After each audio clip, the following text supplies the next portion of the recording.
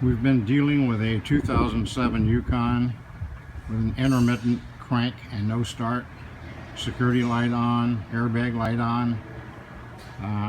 Very, very intermittent. We probably got 40 hours tied up in trying to figure this thing out. Found one bulletin from GM for a negative battery cable replacement. We did replace the cable. It showed good. After we replaced the cable, the voltage got back up to where it was correct. And then our drain on the wire started showing. It showed the short. We started tracing the short. I'll show you what we found on it.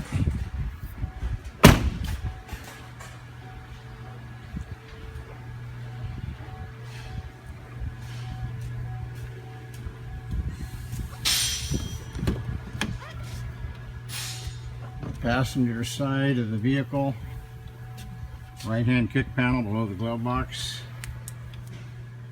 You'll see a cluster of wires down here. The bright green wire.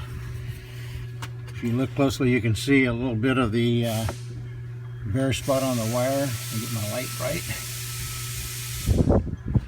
Anyway, it's this green wire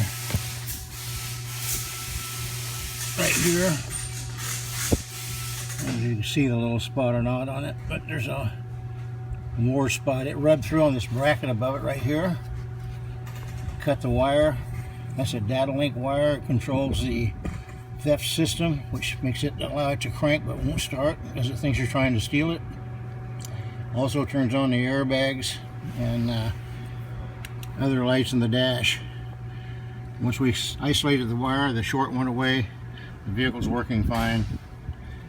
And again, you can see that this thing is located on the passenger side of the vehicle, right on the upper part of that kick panel. After 40 hours, this is what we found. So, hope it helps. Bye.